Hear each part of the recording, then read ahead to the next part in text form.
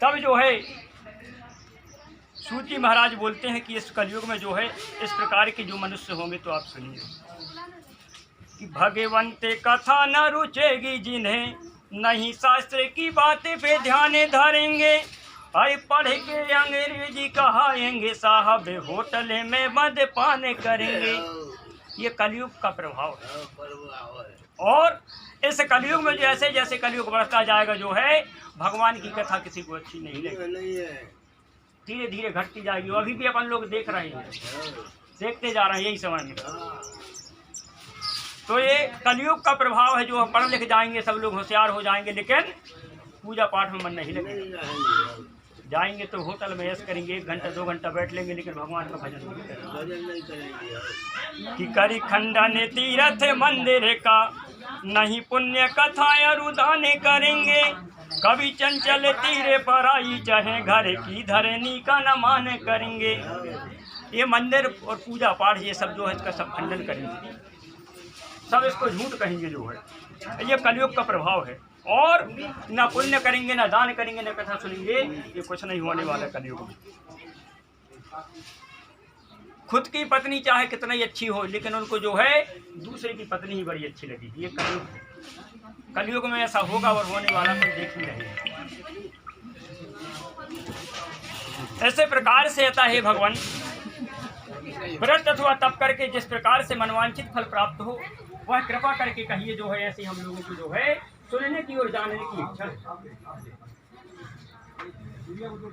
शौनकादिक ऋषियों की बार बार प्रार्थना करने पर जो है सूत जी महाराज कहते हैं, हे ऋषिगण, आप लोग धन्य हैं और आप जैसे मनुष्य जो है सतपुरुष कहे जाने के योग्य हैं। क्योंकि परोपकार के लिए आप लोग जो चिंता कर रहे था, दूसरों के लिए चिंता कर रहे हैं, दूसरों की भलाई के लिए, पूरे जग की भलाई के लिए आप सोच रहे हैं। इसलिए आप श्रेष्ठ हैं। आप जैसे मनुष्य जो है बहुत ही जो है भाग्यशाली है। और दुष्टों से जो है कष्ट पाते हुए जो उनको सुख देते हैं। आप ऐसे सज्जन व्यक्ति जो संत जो होते हैं खुद दुख सह लेते हैं, लेकिन दूसरों को जो है सुख ही देते हैं।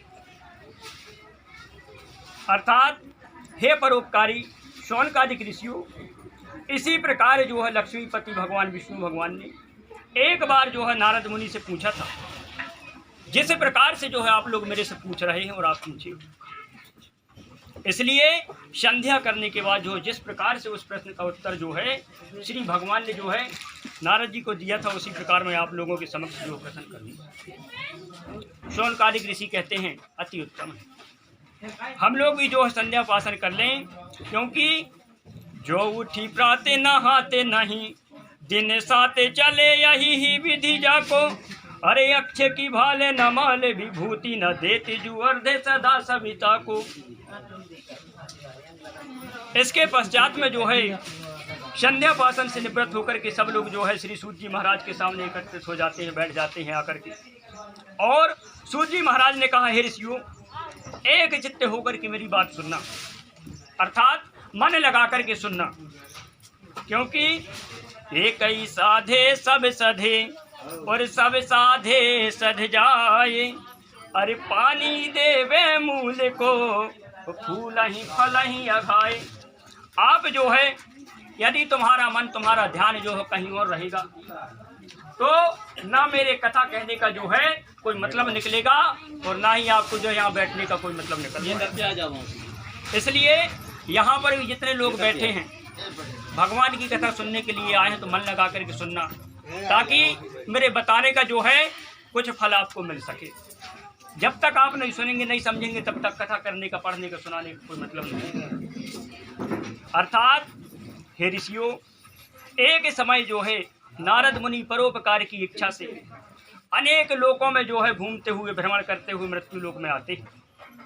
और कि पर कारज के हित तजे और निज कारज जन संत, सुख पावे और तनिक अधिक में मिले उन्हें भगवंत।